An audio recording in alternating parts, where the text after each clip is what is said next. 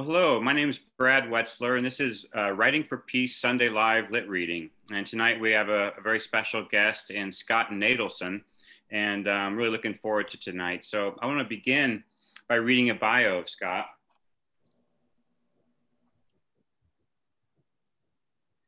Scott Nadelson grew up in northern New Jersey before escaping to Oregon, where he has lived for the past 24 years. He has published 4 collections of short stories: The Fourth Corner of the World, named a Jewish Fiction Prize Honor Book by the Association of Jewish Libraries, Aftermath, The Cantor's Daughter, and Saving Stanley, The Brickman Stories, and a memoir, The Next Scott Nadelson, A Life in Progress. His novel, Between You and Me, was published by Engine Books in 2015, and his new story collection, One of Us, will be published by BKMK Press in October 2020.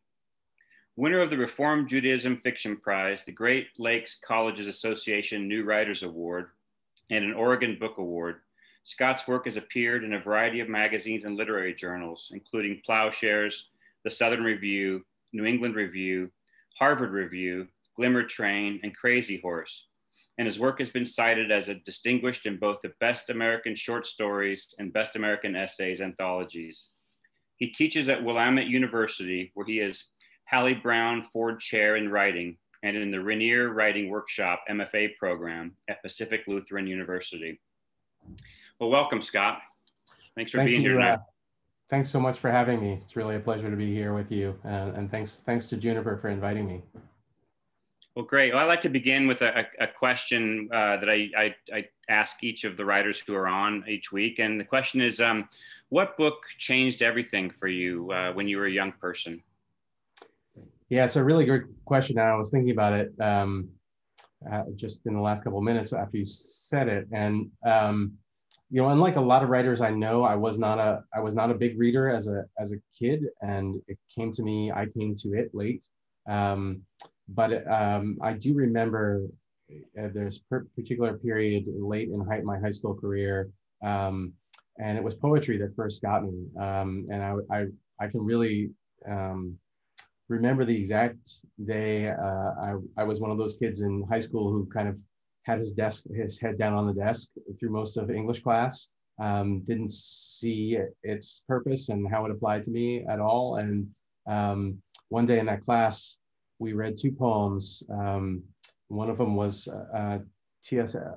Eliot's, not The Wasteland, but The Hollow Men, and Dylan Thomas's Do Not Go Gentle Into That Good Night. And it was like light bulbs went off, and I heard language in a way that spoke to me and meant something to me, and the first time in my entire life. And that was it. That was at that moment. That's what I wanted to do. I wanted to write poetry, and I was really bad at it. So eventually I found my way to fiction. But that was a big turning point for me, for sure. I was probably 16, almost 17. Let me ask a quick follow-up question. I hear you that light bulbs went off. Do you remember how either of those poems made you feel?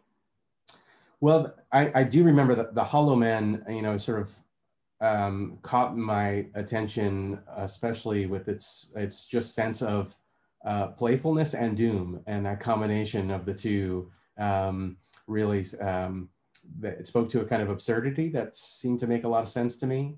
And then in the Thomas poem, just the overwhelming sense of emotion, and the sort of the pleading with the father to fight against the darkness at the end of that poem, the turn it makes. And I think just form more than anything caught me, just the perfection of that poem, and the beauty of that form just astonished me and made me want to make things. Will you paint a quick picture, real or slightly fabricated, of the scene of where you were reading that poem? I mean, I think you're from northern New Jersey, right? Yeah, so it was in high school class, my junior high school class, and I can picture the teacher, whose name has escaped me, but she was this tiny little woman with this, you know, sort of bowl haircut, and I don't think I heard a word she said all year. It was all just sort of washed over me, and she read those poems, and it was a, sort of a huge high school, 2,000 kids public high school, with sort of lifeless gray walls and not for me, not much going on, and just hearing that language coming out of nowhere there was a shock to me. Well, great. Well, I'd like to have you start reading. What do you have planned to read tonight? So I'm going to read from my new book of collection of short stories, which is called One of Us. And as the title kind of implies, the book is really about the tension between individuals and groups, and about belonging and alienation, and who we identify with, and who we sort of see as part of a group or other. And the story I'm going to read from, so the book covers a lot of ground. Some of the stories in here are very autobiographical. Some of them are historical, and I'm going to read one of the historical stories.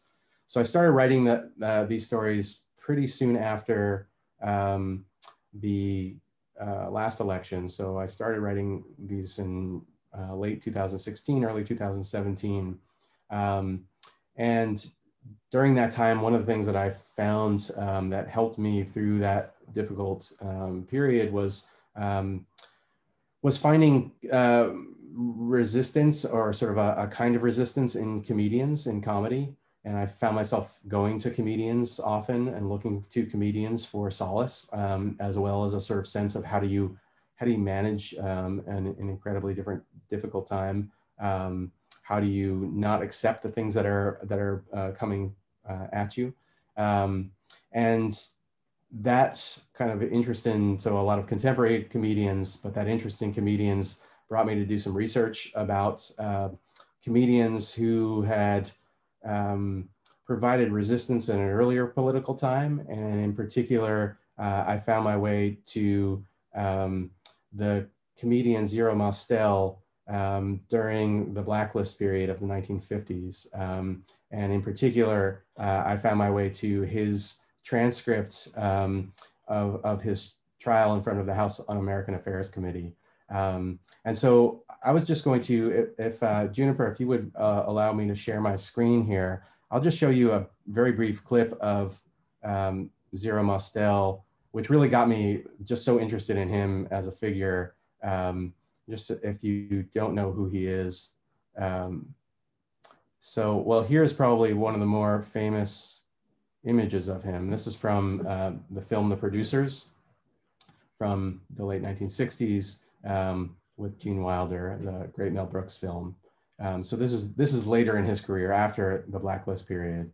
And then I'll just show you a very brief clip from an interview he gave with Dick Cavett in 1970, and it's 1971, and it's really worth watching. This whole episode is on YouTube, and worth a look, because Zero Mostel is really just one of the greatest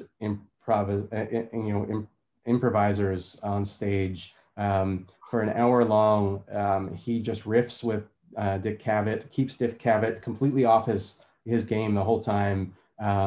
And it's one of the funniest things I've ever seen, and as well as being really quite brilliant. See him just now. Mr. Zero Mostel, now!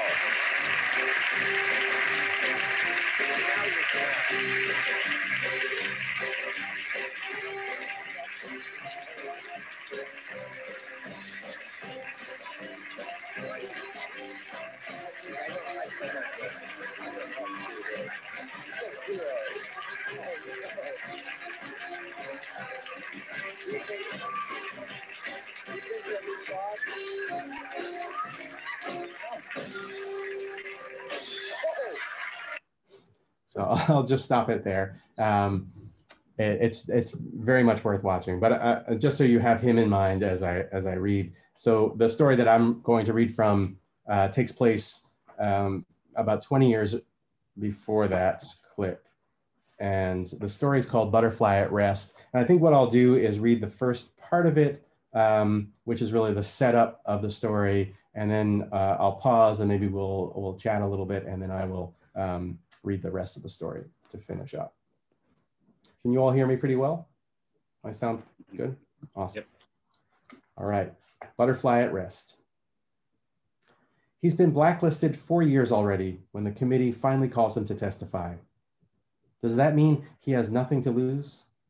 There's always more they can take from you, even if your name is zero.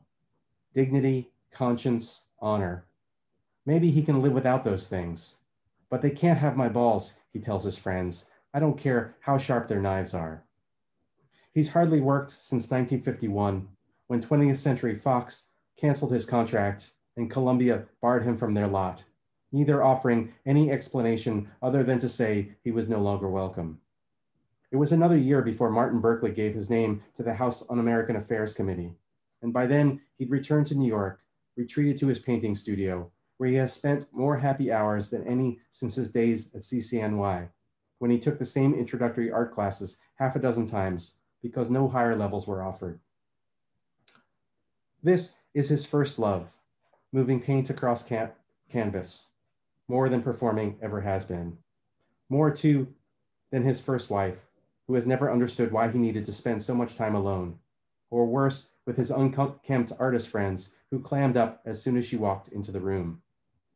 She left him after 2 years, and he was only mildly sorry to see her go. I just realized I should make Juniper host again.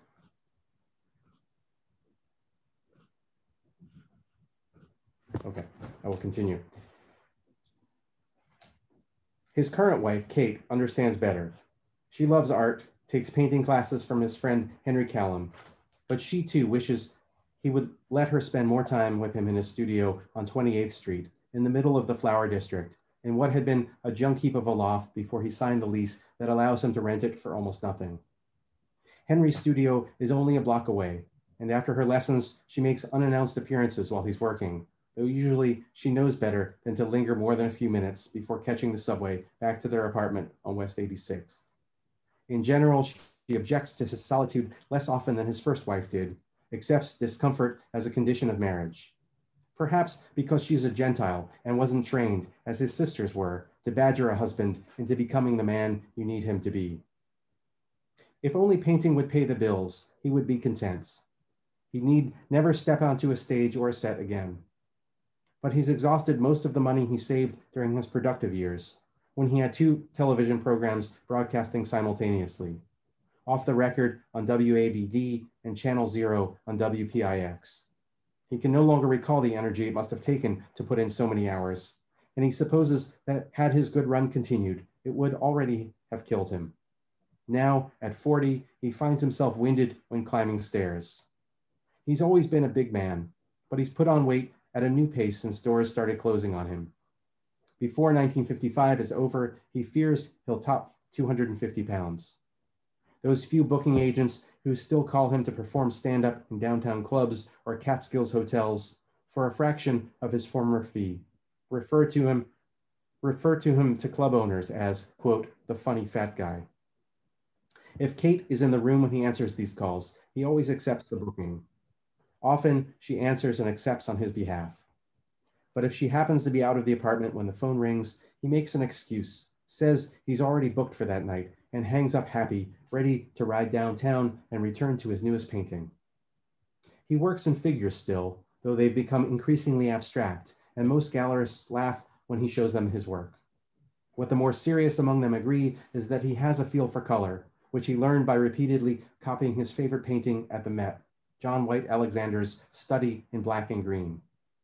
What's white and black and green all over, he used to ask the museum guards, lifting those eyebrows he'd later use on screen for comic effect. I am, obviously. But a feel for color doesn't sell, the gallerists tell him, and so he drags himself once or twice a month to downtown clubs where no one cares if he's been accused of communist activities, so long as he makes them laugh. No one except the owners, who can use it as an excuse to hand him a check for half the agreed upon fee, shrug and say, take it or leave it, after he's already finished his set and it's too late for him to walk away.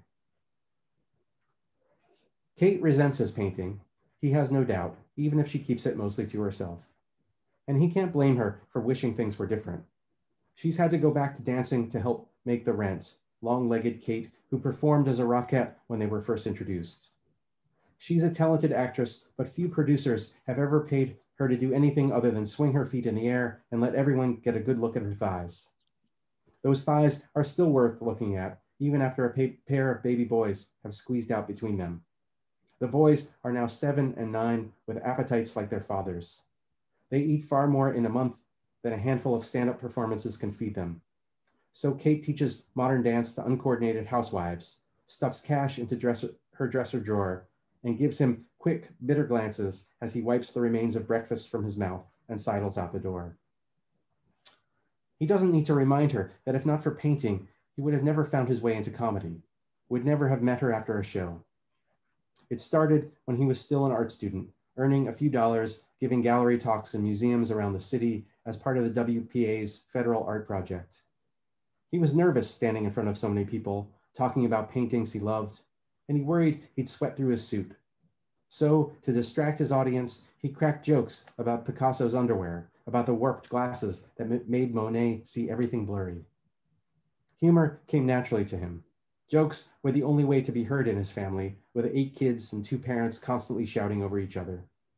But in the museum galleries, he felt something rising from deep within him, something he only vaguely recognized, and it took over his huge body, infused it with frantic gestures, made words come whipping out of his mouth before he thought to shape them. And he gathered larger and larger crowds, some members of which invited him to repeat his routine for private parties and charity events. Before long, he was performing weekly at the Café Society, and his brushes lay largely abandoned, though he never stopped hearing their call, never stopped telling himself that once he'd earned enough from the radio and television shows, from his film contracts, he'd take a long break and spend a year, 2 years, doing nothing but painting. Isn't it ironic, then, that it has taken a collection of fascists and collaborators to grant his wish? Nearly 5 years, and he's produced more artwork than he'd ever dreamed of making, even if no one buys it. But this pace is soon to be interrupted. Over the summer, he was cast in a play for the first time in several years, filling in for a vacationing Buddy Hackett in Lunatics and Lovers. It was a successful enough run that he's since been hired to take the lead in the West Coast production, 3 months in Los Angeles and San Francisco. Before leaving, he's desperate to finish one last painting, a self-portrait that's also a tribute to Chaplin, 2 small bowler hat perched atop his thinning hair. He's working on the eyes, trying to shift the somberness out of them, turn them playful, or at least sly, when Kate knocks on the studio door. He knows the sound of her knuckles, 2 tentative taps of her wedding ring, followed by a more insistent thud. He never locks the door while he's inside, but usually she stays on the landing until he lumbers across the room and opens it for her. This time, however, she walks in without waiting for an answer. "It came," she says, and hands him the letter. It was sent by registered mail, addressed to Sam Mostel, and the envelope is printed with the return address of the United States House of Representatives. He's to appear before the HUAC subcommittee in Hollywood on October 14th. The letter advises him to bring legal counsel. "They waited until they didn't have to pay for my flight," he says, "the cheapskates. I've already called Sam Jaffe, and he called the Ostros. They found you a lawyer, name's Gladstein. A Pinko Jew to represent a Pinko Jew. I'm sure the committee will love him." "He's doing it for free," she says, "so don't complain." Then she hugs him quickly and steps back. Across her pale blue dress, from left shoulder to right breast, curves an elegant smudge of lavender paint. "My masterpiece," he says. "Don't you ever shut up?" she asks and weeps.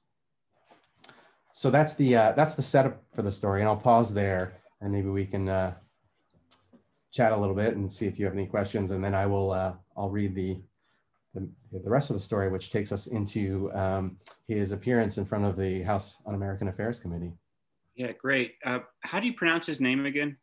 Zero Mostel. Zero Mostel. Can you tell me how you found out about him, or how you landed on him as you started to create a character from him? Well, I mean, I've always been a fan. I love the producers, especially, but I also I've seen him in some other. So he died in I want to say in the early 80s, maybe even in the late 70s. So he was kind of before my time. but I've seen his films over time, and I knew he was the original lead in Fiddler on the Roof. And so I guess, how did I find my way to him? In about 2000, early 2017, I was watching a lot of comedy and looking for comedians who could give me some solace and some escape and just give me a laugh when I needed one. And I think I was watching a clip of a Rodney Dangerfield's stand-up bit on the Dick Cavett show, which then led me to this Dick Cavett show with Zero Mostel that I showed you. And it was one of the funniest things I've ever seen. And I decided I just needed to know more about him. And, as a fiction writer, I'm always looking for subject matter. And I'm always thinking about, when I run out of autobiographical material, I'm looking outward and looking elsewhere. And that often leads me to reading biographies of various people and historical figures. And he was one whose autobiography was, there's enough overlap with my family history. His family came from a similar part of Russia that my family came from. So that intrigued me. And I just wanted to learn more about him. And I really did not know about his, the blacklisting and his appearance in front of the HUAC. But when I came across the transcript, as you'll see when I read the scene of his trial, I thought, oh, this is a story that I wish everybody knew, and that's really what led me to write the story. Well, one of the reasons I asked is, when I see a character like him, I pick up, all that simultaneous brilliance and shadow, with these comedians like this, and I guess you talked about absurdity kind of being fuel for your interest in writing as a young age, and I don't know, can you talk about how he is alive in you as a writer? I think the other thing that really spoke to me about him that I had no idea until I started reading about him was that, which really becomes the center of the story, is that performing comedy was not his first love. That painting was his first love, and that was the thing that he really wished he could have done. And even after he came back to performing and had a successful career and became very famous, continued with his painting, and did finally have some gallery shows, but mostly because he was famous. And that really intrigued me, as sort of the public persona. And I think, I'm certainly a much more introverted person than he is, but I'm also an educator, and I stand in front of a group of 20 young people 3 times a week, and I kind of put on a show, and I have to sort of put on this other persona in order to make it through my job. And comedy sometimes is something that helps me through that. Sort of the self-deprecating humor sort of helps me survive, I think, in the classroom. And so I think that spoke to me as well. And then that fear that the thing that you love most is the thing that you're not the best at. And I think that really spoke to me as well. So his sort of self-doubt, despite his genius, all of that was very appealing to me. Well, let's go ahead and hear the rest of it. Yeah, absolutely. All right. Gladstein is a small man who wears suits too big for him, which only diminishes him more. This isn't his first time appearing before HUAC. His brother-in-law is also an actor, blacklisted for once attending a meeting of the IWW while working for the Federal Theater Project. He's generally dark and dour, though Zero is grateful to him for taking on his case, especially pro bono. Something about his demeanor brings out the worst in Zero.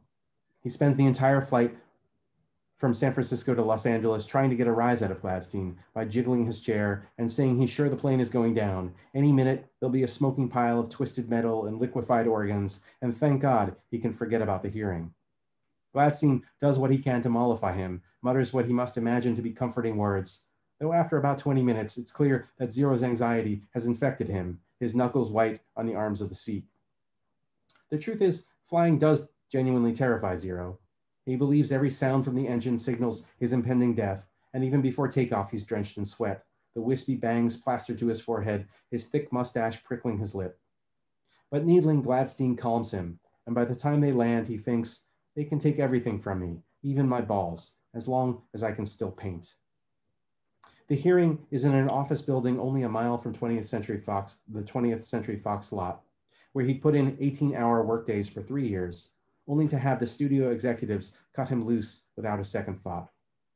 The tribunal is already seated when he's escorted inside, 4 stern men behind tables on an elevated platform staring down as Zero and Gladstein ease into folding chairs. A pair of congressmen, Doyle and Jackson, preside, and their interrogator, Taverner, asks the initial questions. The 4th man, Wheeler, slim and nondescript, with a gray pallor to match his gray suit, stays quiet and scribbles. Doyle, the chairman, flexes a hatchet face beneath stiff white hair and strokes his gavel, which he raps vigorously to open the proceedings. Taverner has a mild Virginia accent, aristocratic, the voice of a man comfortable giving orders to servants, or perhaps, in another era, slaves. He begins with straightforward questions about Zero's education and employment history, and when Zero says he worked in films, Taverner's mouth forms an exaggerated expression of puzzled irritation. Do you mean movies? He asks. Zero is aware of Gladstein beside him, his shoe, a scuffed wingtip, too cheap, Zero thinks, for a lawyer who wins his cases, nudging his heel. They agreed during the cab ride that Zero would take the 5th on any question related to his political affiliations, that he should generally avoid saying too much. So for now, he answers, yes, movies, and bites the inside of his cheek to keep from adding more. For a while, all they want to know from him is where he was when shooting these movies and what dates he'd been there. They are particularly interested in his activities in Hollywood. They ask about people he might have encountered and groups he might have joined. These questions he refuses to answer based on his constitutional rights. Eventually, they get to the point, naming the date of a particular party at the home of a Mr. Lionel Stander, to which Zero is able to respond definitively that he wasn't in California then and couldn't possibly have attended the party. When asked additional questions about whether he was a member of a communist fraction in California in 1938, he again invokes his constitutional rights, and only then does Jackson speak up, a square-jawed former Marine colonel close to Zero's age, though with a full head of black hair, oiled and parted, and a look of disgust as he takes in the hulking Jew actor and his scrawny Jew lawyer. Zero can tell just by the way he holds his head that he believes the blacklist isn't enough for him, nor prison either. And though he may be proud to have had a hand in toppling Hitler, there were certain things the man might have gotten right, especially now that commies crawled out of every corner. Zero glances at Gladstein to see if he's thinking similar thoughts, but the lawyer only stares glumly at his notebook, scratching words Zero can't read. What Jackson objects to is Zero having answered definitively that he wasn't in Los Angeles on the date of the Standard Party, and then invoking his rights when asked follow-up questions. Why refuse to answer after already answering? If he wasn't in California at the time, a truthful answer about his affiliations couldn't possibly incriminate him. His logic is sound, but Zero holds firm, and Chairman Doyle, irritated, raps his gavel and moves on. The longer the hearing lasts, the less Zero can control the feeling that used to creep up on him during his gallery talks, as if some small cackling animal were taking over his gestures and words. Though Gladstein occasionally nudges him with an elbow, he can't help letting out a quip about 18th Century Fox, or correcting Doyle when he quotes from a flyer advertising a meeting of the Voice of Freedom Committee. Actually, sir, he says, holding up the photostatic copy, it says here that the meeting began at 8:15 p.m., not 8. Above all, they want him to name names, so each time they mention someone he once knew or half remembered from a gathering a decade ago, he recites the name silently, over and over, until it becomes a collection of nonsense sounds unrelated to any person. It does unnerve him that they know so much about him, can track most of his movements for a dozen years. But they understand nothing about his painting. That is the one thing he can keep to himself. And while Taverner and Doyle speak, he pictures his studio, the freshly stretched canvases, the half-used tubes of pigment, the smell of gesso and linseed, the stool he could hunch over for hours without noticing, this big body that all by itself could make people laugh when he heaved it around a stage. One of the things they do know is that he performed at a meeting organized by the editors of Mainstream, a tiny magazine hardly anyone who doesn't write for it reads.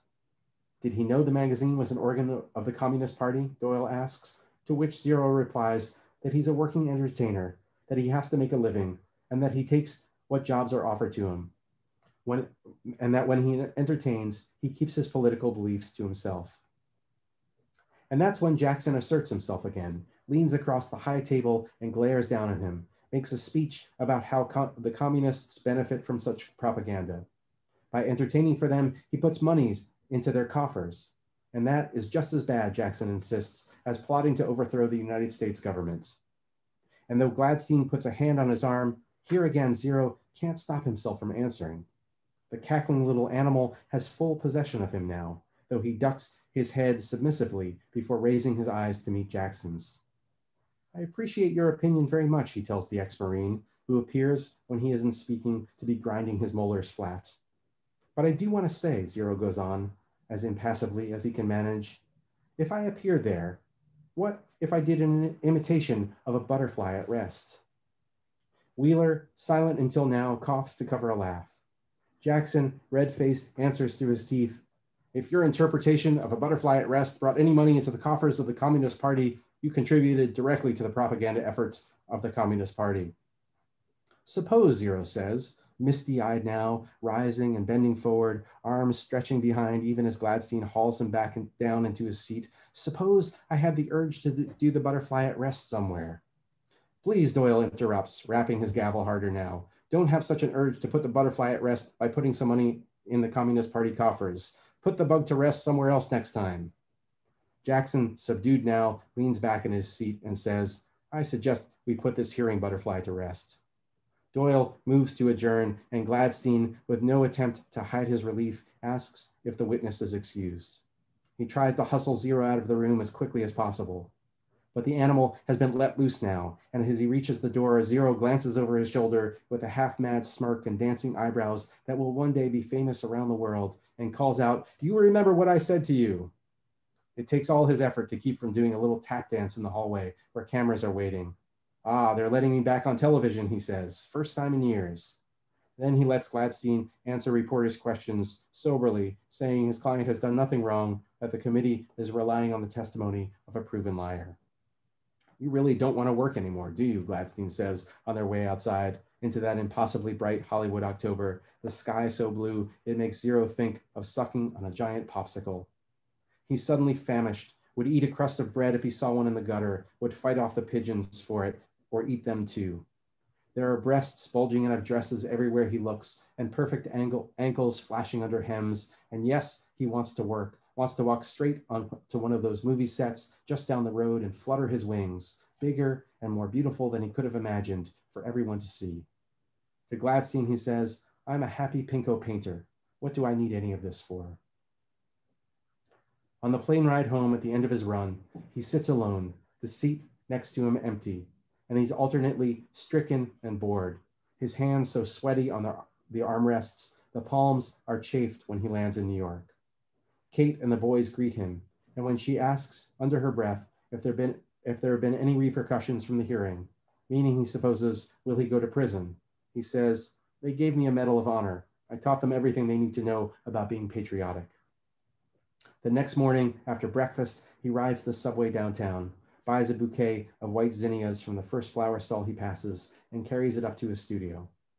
But even after he's settled in, he can't get the paint to behave as he wants, can't forget the bulk of his body, which hangs awkwardly over the stool, a twinge in his neck from leaning forward. And those goddamn wings on his back, flapping every time he stirs, nothing he can do to keep them still. The long remainder of his life stretches out before him, his usefulness cut short by the pittance he raised for the coffers of a handful of wild-eyed Jews who can't collectively agree on the placement of a comma, much less work together to overthrow the government and usher in a socialist utopia. Why does he have to be so much better at prancing across a stage or furrowing his brow or reciting lines from an overwrought script than at moving brushes over canvas, the one thing he's always wanted to do more skillfully than anything else? What sort of dignity is there in being a permanent amateur, while his wife pays the bills, teaching other women how to wag their asses in leotards. For hours, he doesn't lay a single brushstroke.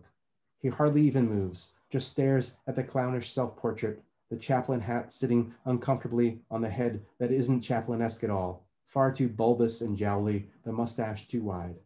A head that's all his, a big zero, atop a body not as adept as Chaplin's, perhaps, but one people would have paid good money to watch, if not for the idiocy of small-minded men.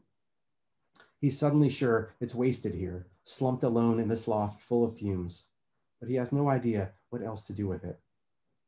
This time, when Kate knocks, she waits for him to answer before entering. Her look is tender, sympathetic, and scared. I'm on my way to Henry's, she says, but before I left, you got a phone call. Al from the Mulberry. He wants to book you for next week. That thief, he says, trying not to show anything on his face, the wisps of hair flapping above his forehead in a breeze he can't otherwise feel. After he swindled me the last time I was there, I didn't commit, told him you could get back to him. I suppose I should do it. You don't have to, you can wait for something else. We need the money. Word's gotten around, she says, what you said at the committee. Gladstein, he must have talked to Sam, that you didn't give any names, that you made those congressmen look like fools. I sank us for good, he says. They think you're a hero, the blacklisters anyway. Al said the club doesn't care if you're Lenin's first cousin. He wants to get you in regularly, for peanuts. I told him you'll only do it for the full fee and that he has to pay you before you're set. I'll think about it, he says, slowly, eyes shifting toward the canvas he's barely touched. As soon as I'm done in here. She steps forward and kisses him, and this time there's no paint on his smock to smudge her. Her blouse is as fresh and white as the zinnias when she backs away. He can't tell if there's pride or despair in the lines around her lovely eyes, this long-legged Gentile who somehow followed him home and never left, though now she turns and hurries out, abandoning him to easels and pigments and oil. He cleans his brushes and puts them away. To Zero as chaplain, he tips an imaginary hat. Then he puts a flower in his buttonhole and waddles across the studio as if his shoes are 3 sizes too big. Thanks so much for listening. Oh, thank you. Wow. Well, I see why you chose this for tonight too. Now that we've gotten to the end of it, and I guess feel drawn to ask about this idea of art as a response to power, and maybe absurdity as a response to power. Several weeks ago, we had David Barton, who was a biographer of Václav Havel, and talked about Havel's, being drawn to the absurd and then becoming a powerful person later in life. But can you talk about maybe the origins of this story and the current politics and also this idea of art as a response to power? Yeah, it's such a great question. And I really do think for me, what drew me to this material first is just how powerless I have felt over the past 4 years and how much I wake up every day and feel like I have no idea what to do in the face of so much challenge. And that has not changed at all. And I don't think will change anytime soon. But what I loved so much about finding Zero's story of quiet resistance is utterly being oneself, right? And sort of by being oneself, reflecting the ridiculousness of the rhetoric that was oppressing people at that time. And he really, it changed things for not just for him after his hearing, but there was a whole series of people who their hearings were canceled or their sort of blacklist for certain people was lifted because he just made the whole thing look so ridiculous. So that small act of just letting himself be himself in this moment had this greater impact, and that I just found so moving.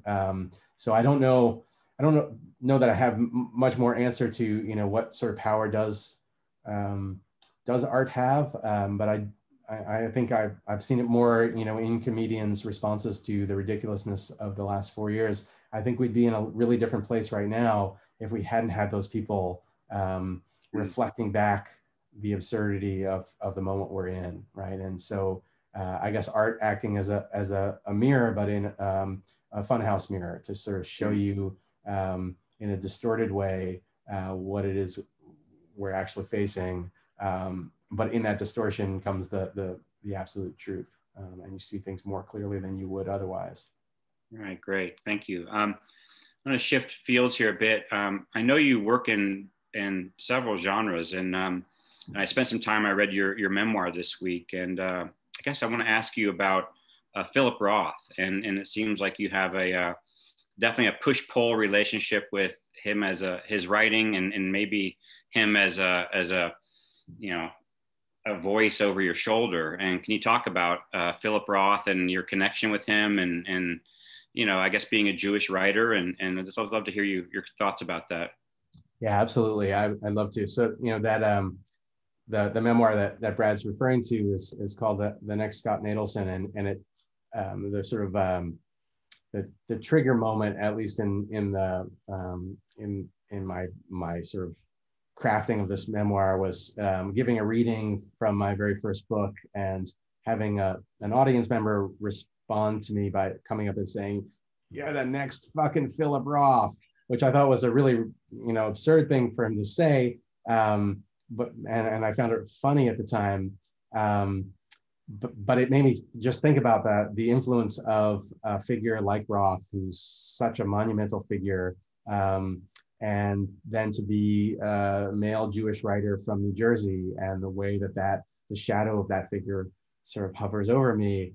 And my, you know, the response that I didn't say to that person who said that to me at the time was that, you know, at that point, I'd only ever read, and I still have only ever read 3 of Roth's books, and I can't read anymore because of the influence is kind of so heavy, the shadow of his figure over somebody who sort of grew up in the next generation, but of this, you know, sort of same ilk. And he, American Pastoral takes place in the town next to the one that I grew up in, and so to have that influence is pretty overwhelming. So I got to really sort of think about it in a sense of more a comedic sense of how his influences has overwhelmed me, and my avoiding of actually falling into that influence, and then accidentally sort of becoming a kind of Philip Roth character myself. That's sort of where the memoir takes off from. So I love Roth. I mean, the work I've read is hugely important to me. So Goodbye Columbus was a book I read very early in my writing life, and means a ton to me. I love those stories. And The Ghostwriter is one of my favorite novels, and Portnoy still is very important to me. But I just decided I had to cut the cord there, because the influence is so overwhelming. And then I have also found myself drawn in other directions. So I was really sad when he died a couple of years ago, though. I miss him. Another New Jersey figure that appears in the book, or toward the end of the book, is Bruce Springsteen. And I know you live now on the West Coast, and so you've lived on both coasts. How does Bruce Springsteen live in you today? I mean, he's still an important figure for me. I actually found myself the day after, not the day after the most recent election, but the day when we actually knew what the results of this most recent election were going to look like. I found myself putting on Springsteen's song "Better Days." So I mean, it's one of those. I don't listen to a ton of him. I watched his Broadway show when it was released on video, and I thought it was great. And I love some of his songs, but it's also kind of a little bit of a push-pull, like it's almost a cliche to be from New Jersey and like Bruce Springsteen too much. But I did, when I was a teenager, we would drive down to Asbury Park. There was always a rumor that he was going to show up. There were 2 big music clubs there. And at the time in the late 1980s, it was just a wreck of a town. There was hardly anything really there. But there was a band called Southside Johnny and the Dukes, and the Jukes. They were a big New Jersey club rock band. There was always a rumor that Springsteen was going to show up at one of their shows. So we would drive 2 hours and listen to this terrible, bar rock music, and Springsteen never showed up. So I still hold out hope. I'll get Sounds like there's a story to write in that, maybe, huh? Absolutely, yeah. Anybody who grew up in New Jersey in the '80s would know that experience. Yeah. Well, what do you have? Do you have something else to read to close us out with? Sure, I can. Yeah. How much time do we have? I can read a little short something. Yeah, about 10 minutes. Okay. 10, 12 minutes. Sure. Yeah. Let me read one more thing then. So since I read you one of the historical stories, I think I should close off with one of the more autobiographical things. And so this one's really short. I think I'll just read the very first story in the book, which is called Squatter. And it's actually just a single paragraph long. It goes on for about 3 pages, but it's just one paragraph. So if you're picturing what the experience of reading would be like. Squatter. He broke in the day after we'd moved out, so he'd likely been watching the place for some time. Maybe since the realtor first put a sign in the yard. That was 3 months earlier, but we'd yet to get an offer on the house. It was mid-2011, the market still sinking to undetermined depths. And even at $30,000 less than what we paid for it, few people were interested in walking through. But this guy wanted to live here. He clearly appreciated the work we put into the old bungalow, remodeling kitchens and bathrooms, refinishing floors, replacing rotten boards on the back deck. Afterward, from scattered evidence, we pieced together his visit. On the sliding glass door, 2 greasy smudges, the imprint of forehead and nose as he peered in to make sure no one had stayed behind. Then, around the side, footprints in the oxalis, where he tested each window until discovering the one with a broken lock. What a thrill to feel the sash budge, and then, crouching in the camellia, listen for the alarm that didn't sound. And how carefully he climbed in to avoid knocking over the lamp, to keep from soiling the armchair we'd left to stage the place for potential buyers. There were other things we'd left too. 6 dishes on the kitchen's open shelves, a few cast iron pans, air mattresses on cardboard boxes made up to look like beds. And in the garage, a case of Riesling my father-in-law had given us when he thinned out his wine cellar, cast-offs we'd been storing for a year and never intended to drink. The stuff was sweet and warm, but our guy couldn't believe his luck when he found it, dragging the box inside, setting it in a place of prominence on the old farm table we used as a butcher block island in the middle of the kitchen floor.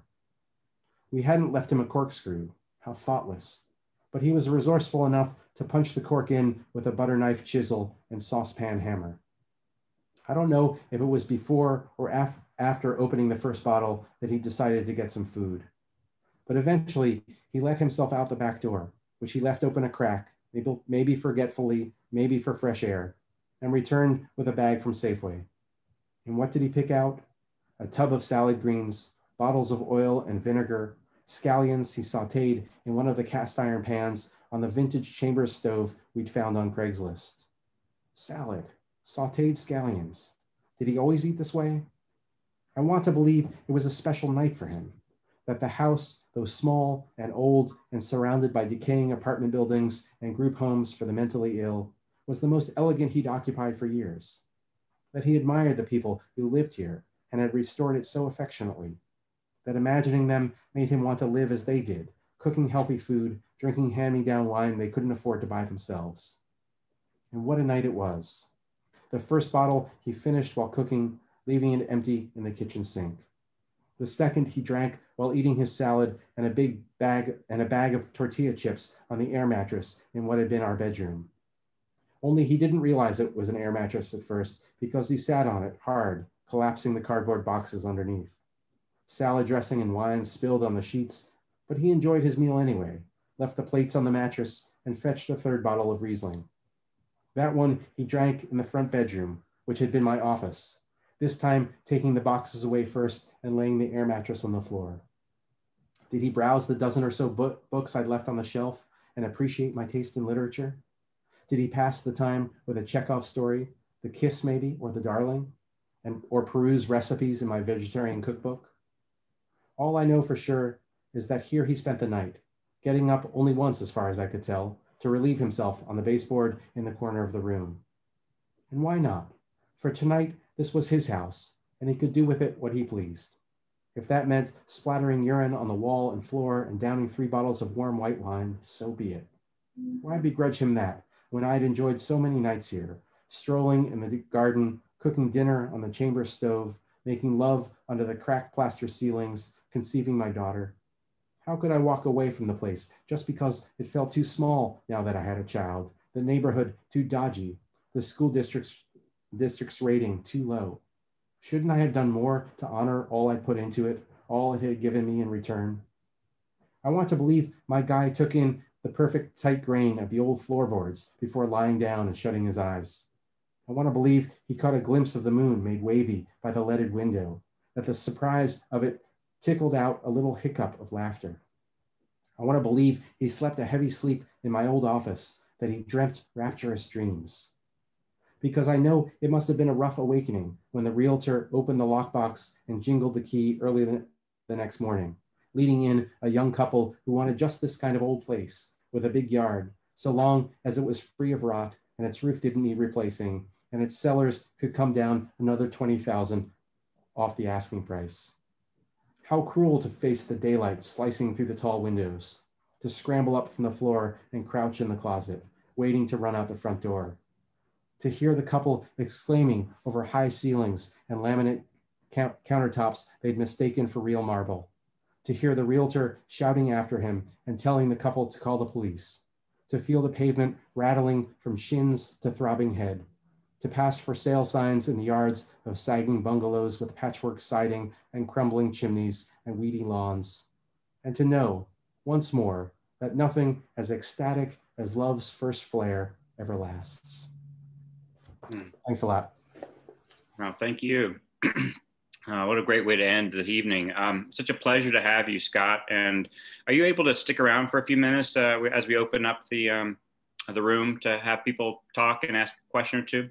Absolutely, I'd be happy to. Thank you all so much for having me and for being here. Well, thank you, and thank you, Juniper, and thank you, Carmel, our founder. And I look forward to next week. And yeah, go ahead and open the room up, Juniper. Let's. Yeah, everybody can unmute themselves now. Next week is David Yulin, the former LA Times editor and works in multiple genres. And you're welcome to unmute yourself now to say hello or ask a question.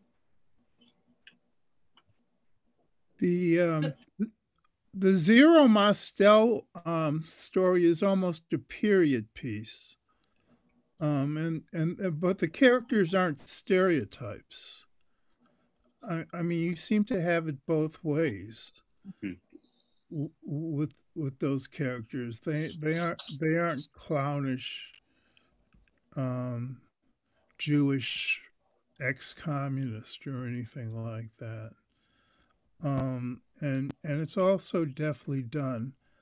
Do you think that you're talking about something basic in American society, that it's possible for these days to come back, and that when they come back, you need the resources to encounter them that someone like Zero Mostel showed?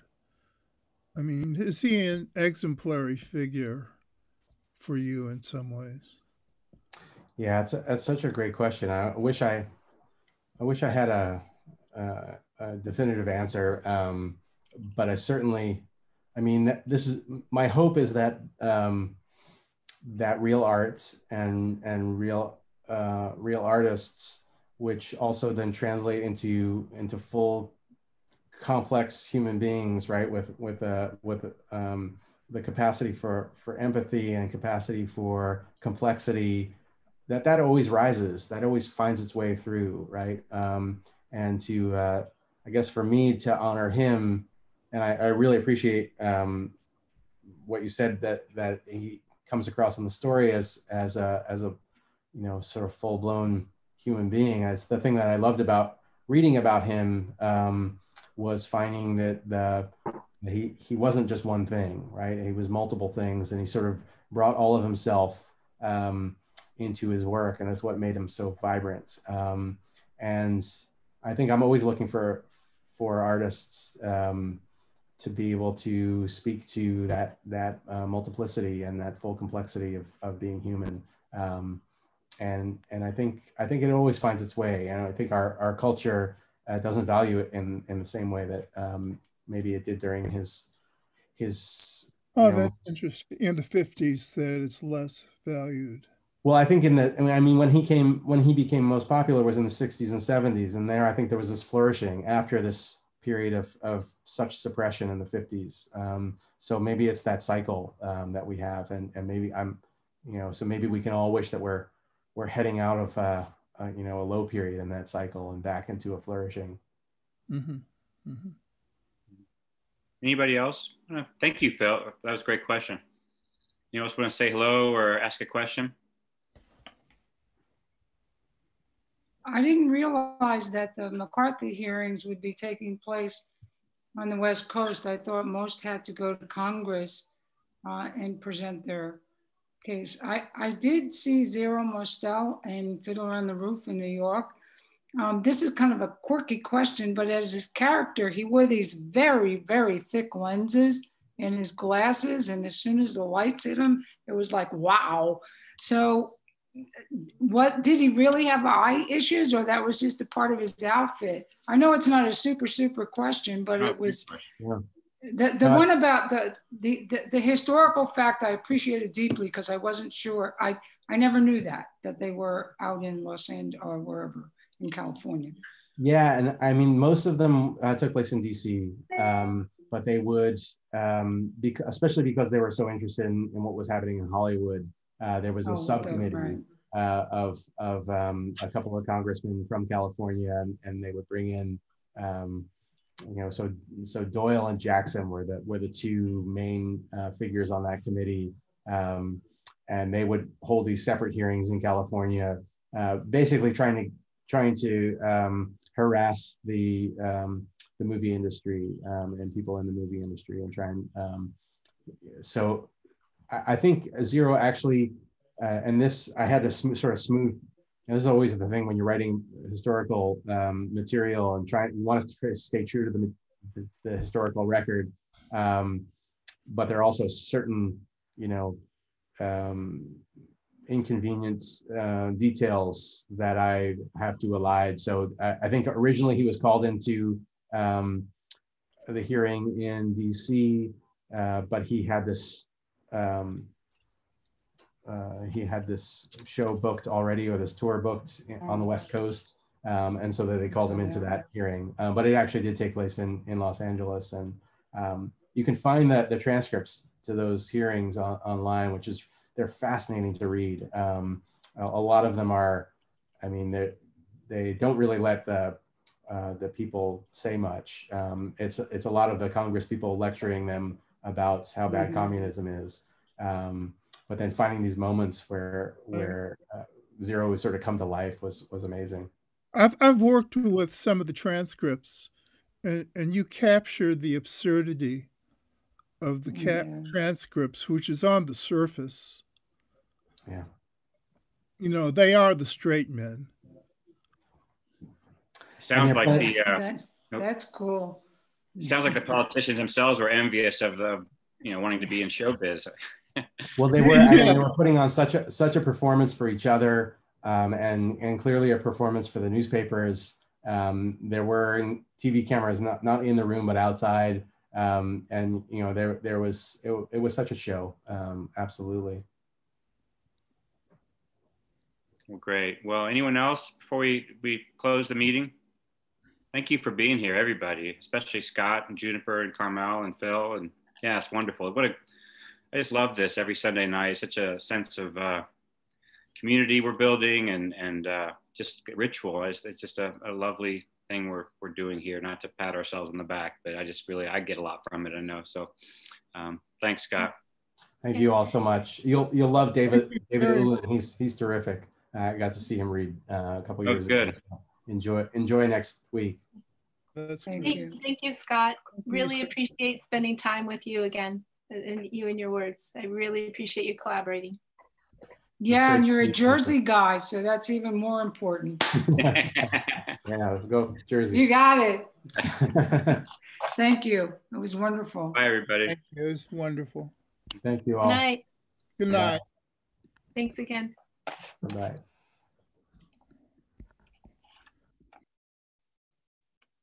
Adrian.